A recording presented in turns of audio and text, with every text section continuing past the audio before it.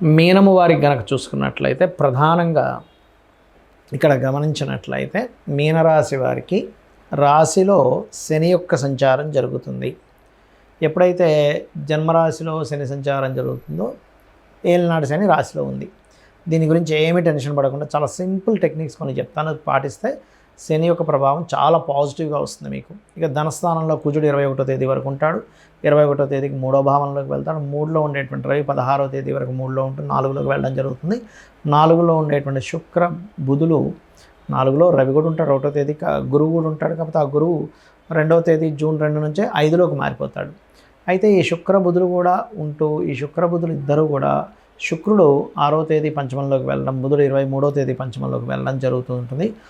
నిత్య జీవిత స్థానంలో కేతు ఉండడము, చంద్రుడు భాగ్యభావం నుంచి 12 రాశులు తిరుగుతున్నాడు. ఈ యొక్క నెలలో 12లో రాహు ఉన్నాడు. మరి ఈ యొక్క గ్రహస్థితిని అనుసరించి ఏ గ్రహం ఎటువంటి ఫలితాలు ఇవ్వనుంది, ఏ దేవతా ఆరాధన చేయాలి, ఎటువంటి విషయాల పట్ల మీరు జాగ్రత్త వహించాలనేటువంటి అంశాలు చెప్తుంది. నేనైనప్పటికీ చెప్పిస్తుంది సాక్షాత్ లలిత అమ్మవారిగా భావిస్తూ, ఇక్కడ ఎప్పుడైతే రాశిలో శని యొక్క సంచారం ఏలినాటి శని నడుస్తుందో ఇది కొద్దిగా ఏంటంటే మీకు కొంచెం తెలియని ఆలస్యాన్ని, మనం ఏదైనా ఒక పని ఇవాళ చేయాల్సింది సర్లే రేపు చేద్దాంలే, ఎల్లుండి చేద్దాంలే, నెక్స్ట్ వీక్ చేద్దాంలే, వచ్చే నెల చూద్దాంలే, వీటి వల్ల మీరు కర్మకి బద్ధులవుతారు. కాబట్టి మీనరాశి వారు అంటే మీరు ఈ యొక్క విషయంలో నెగ్లిజెన్సీ పోస్ట్పోన్ చేయడం అస్సలు చేయకండి.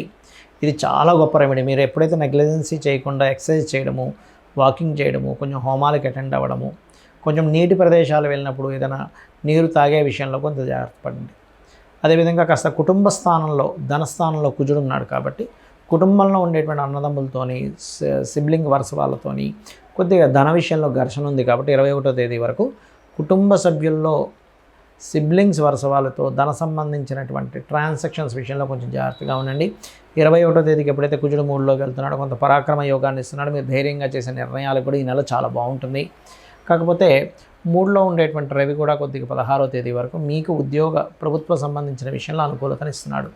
అయితే ఇక్కడ 9వ భావంలో చంద్రుడు మీకు 1వ తేదీ ఉంటున్నాడు. కాబట్టి దూర ప్రాంతాలకు 1వ తేదీ ప్రయాణం అసలు పెట్టుకోకండి. 7, 8 తేదీలు ఎట్టి పరిస్థితుల్లో ఇన్వెస్ట్మెంట్స్ చేయకండి. 9, 10 తేదీలు కొంచెం కొన్ని అమాయకంగా కొన్ని నిర్ణయాల వల్ల మోసపోతారు. ఈ విషయంలో జాగ్రత్తగా ఉండండి. అయితే ఈ యొక్క నెలలో మీకు శుక్ర బుధులు ఇద్దరు కూడా చతుర్థ భావంలో ఉన్నందుకు ఏదైనా కొత్త కోర్సెస్ చేయడానికి, ప్రాపర్టీస్ తీసుకోవడానికి, తల్లిగారు ఆరోగ్యం గతంలో ఏదైనా ఇబ్బంది పడినట్లయితే ఆరోగ్యం కుదురు పడడానికి ఈ నెల చాలా అనుకూలంగా ఉంది. పంచమంలో గురువు ఉంటూ పంచమ స్థానంలో శుక్రబుధులు కూడా వస్తున్నారు. కాబట్టి షేర్ మార్కెట్ మూలన యోగం కొంతవరకు, లాంగ్ టర్మ్ షేర్ మార్కెట్ వల్ల కొంత యోగం ఉంటుంది. మరియు దీంతో పాటు అంటే మీకు దాని మీద కొంత అవగాహన ఉండాలి. ఏమి అవగాహన లేకుండా మీరు పెట్టేసి అలా కాదు. మీ జన్మజాతకంలో యోగం ఉండాలి.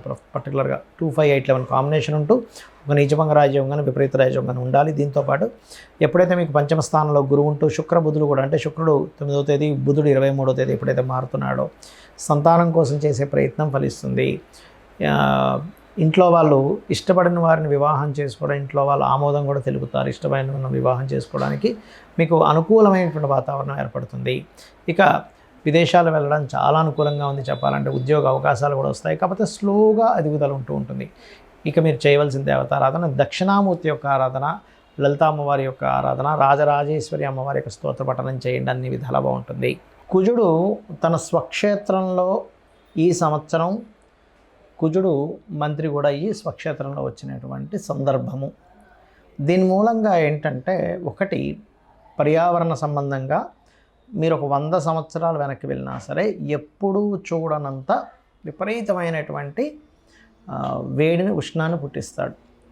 అలాగే ఇప్పుడు చూడండి, కొంతమంది ఎలక్ట్రికల్ వెహికల్స్ లేకపోతే ఎలక్ట్రికల్ వెహికల్ రిలేటెడ్ బిజినెస్లు, పవర్ని జనరేట్ చేసేటువంటి బిజినెస్లు బాగా అభివృద్ధి చెందుతాయి కుజుడు ఇలా ఉండడం వల్ల. అదేవిధంగా మరొక విషయం ఏంటంటే, అందరికీ కూడా అన్ని రాసుల వారికి మీనరాశిలో శని ఉన్నందుకు ప్రధానంగా మీరు తీసుకోవాల్సిన ముఖ్యమైన జాగ్రత్త ఏమిటి అంటే, మీరు ఏదైనా ఒక నీటిని తీసుకొని తాగేటప్పుడు కానీ, నీళ్ళల్లోకి వెళ్ళేటప్పుడు కానీ కొద్దిగా జాగ్రత్తగా ఉండండి. ఎందుకంటే ఇక్కడ నీటి మూలంగా, జల మూలంగా రోగాలు వచ్చే సమయం అంటారు దీన్ని. కాకపోతే గురువు ఎగ్జాల్ట్ అవుతున్నాడు. కాకపోతే ఏంటంటే ఇక్కడ శని యొక్క ఎనర్జీస్తో ఎగ్జాల్ట్ అవుతున్నాడు అక్కడ. అయితే ఎప్పుడైతే ఎగ్జాల్ట్ అవుతాడో కొన్ని కొత్త మతాలు కూడా పుడతాయి ఈ కాంబినేషన్స్ వల్ల, గుర్తుపెట్టుకోండి.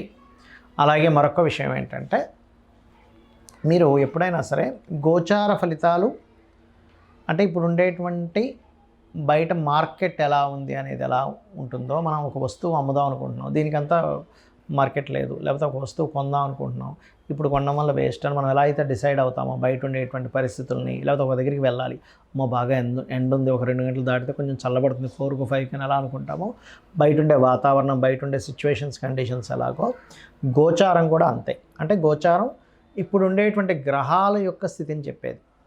కానీ దీనికంటే అతి ముఖ్యంగా మీరు చూసుకోవాల్సింది మీ జన్మజాతకము. అంటే మీరు జన్మించినప్పుడు మీరు ఏ తేదీని జన్మించారు, ఏ నెల, ఏ సంవత్సరం, ఏ సమయం, ఏ ప్రాంతం, ఈ 5 అంశాలు తీసుకొని మీరు జన్మించినప్పుడు ఉన్నటువంటి లగ్నాన్ని బేస్గా తీసుకొని, లగ్నం నుంచి 2 ఛాయాగ్రహాలైన రాహుకేతువులు, మిగతా సప్తగ్రహాలు ఏవైతే ఉంటాయో అందులో కొన్ని సాట్లు మనకి చంద్రుణ్ణి ఉపగ్రహం అంటారు, దీని రవిని మనకి స్టార్ అని చెప్తారు. That is different case. But ఇక్కడ ఏంటంటే టెక్నికల్ వర్డ్స్ ఏవైనా కూడా ఈ గ్రహాల యొక్క ప్రభావం మనకు ఉంటుంది కాబట్టి ఇందులో లగ్నం నుంచి 12 భావాలు ఎలా ఉన్నాయి, మీరు పూర్వజన్మలో చేసినటువంటి కర్మ ఏ రూపంలో మీకు దాని యొక్క ప్రభావాన్ని చూపిస్తుంది. మీకు లగ్నం బాగుంటే బాగా ఎదుగుతారు, ధనభావం బాగుంటే అది ఎందుకు బాగోలేదు, ఏ గ్రహం వల్ల బాగోలేదు, దాన్ని సెట్ చేసుకొని మీరు దానికి సంబంధించినటువంటి దేవత ఆరాధన చేయొచ్చు. అదేవిధంగా 3వ భావం అన్నదమ్ములతో ఉండే రిలేషన్, 4వ భావం మీ యొక్క వస్తు వాహన గృహ ఎడ్యుకేషన్ రిలేటెడ్, సంతానం ఎందుకు కలగట్లేదు, 5వ భావం ప్రేమించడం ద్వారా ప్రేమ వ్యవహారాల ద్వారా ఇబ్బంది పడుతున్నారా. అదేవిధంగా 6వ భావం రుణ రోగ శత్రుస్థానం, అంటే ఏమిటి, మీకు ఎందుకు హెల్త్ ఇష్యూస్ వస్తున్నాయి, ఎందుకు మీరు ఎక్కువ అప్పులు పాలవుతున్నారు, దాన్ని ఎలా మీరు నిర్మూలించుకోగలరు అనేటువంటి ఒక స్పష్టమైనటువంటి అవగాహనని, స్పష్టమైన ఆన్సర్ని జ్యోతిషాస్త్రం చెప్తుంది. అదేవిధంగా మీకు వచ్చే పార్ట్నర్స్ ఎలా ఉంటారు, పార్ట్నర్ ద్వారా మీకు స్ట్రెస్ ఉంటుందా, చక్కగా వాళ్ళ ద్వారా మీరు మంచి సుఖాన్ని పొందుతారా అనేది 7వ స్థానము 12వ స్థానం చెప్తుంది. ఇదంతా కూడా వాళ్ళు ఏదో శత్రువులై మీ మీద దాడి చేయడం మనం ఇంకోటి కాదు, వాళ్ళు కావాలని చేస్తే వాళ్ళ కర్మ వాళ్ళు అనుభవిస్తారు. కానీ ఇదంతా మనం ఆస్ట్రాలజీ అనేది ఏమిటంటే జ్యోతిషాస్త్రం అనేది పూర్వజన్మ కర్మ సిద్ధాంతాన్ని, నువ్వు పలానా కర్మ చేసావు కాబట్టి ఈ యొక్క కర్మ ఈ రూపంలో వస్తుంది, దీన్ని నువ్వు యాక్సెప్ట్ చేయడము లేదా పలానా మంత్రం ద్వారా పలానా నామస్మరణ ద్వారా క్లియర్ చేసుకోవడం ఎలాగా అనేటువంటిది. అదేవిధంగా వృత్తి, వ్యాపారము, ఇన్వెస్ట్మెంట్స్, విదేశాలకు వెళ్ళడము, ఆకస్మిక సంఘటనలు ఇవన్నీ కూడా మీ జన్మజాతకంలో ఉంటాయి. అయితే వీటన్నిటికీ కూడా మనం ఊరికే ఏదో ఏలినాడు శని వచ్చేసింది లేకపోతే కాలసర్పయోగం ఉందని భయపెట్టడానికో జ్యోతిష్ శాస్త్రం కాదు.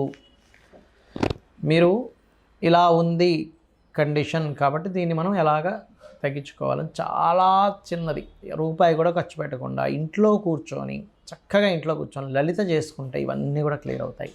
అందులో మేజర్గా కొన్ని ఉంటాయి. ఇప్పుడు వివాహం అవ్వట్లేదు, చాలా సింపుల్గా పార్వతీ పరమేశ్వర్లకి వివాహం అయినటువంటి ఘట్టాన్ని మీరు తలుచుకుంటూ ఓం కామేశబద్ధ మాంగళ్య సూత్ర శోభిత కందరాయ నమః చేసుకోండి, ఖచ్చితంగా వివాహ యోగం కలుగుతుంది. అలా కాదండి వివాహం అయింది కానీ మాకు ఎక్కడా కూడా మా ఇద్దరికీ సఖ్యత లేదు, చాలా ఇబ్బంది పడిపోతున్నాం, అసలు ఒక్క నిమిషం ఉండలేకపోతున్నాం, కానీ కలిసి ఉండాలి, సిచ్యువేషన్స్ విడిపోయాలో లేవు అన్నప్పుడు మీరు ఓం శివకామేశ్వరాంకస్త శివా స్వాధీన వల్లభాయ నమః. ఉద్యోగం రావట్లేదు, చాలా సింపుల్, ఓం మాణిక్య మకుటాకార జానుద్వయ విరాజితాయ నమః.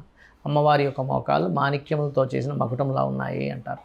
లేదండి అనారోగ్య బాధలు పడుతున్నాను, ఓం సర్వవ్యాధి ప్రశమని సర్వమృత్యు నివారిణి అగ్రగణ్య అచింత్య రూప కలికల్మష నాశినే నమః.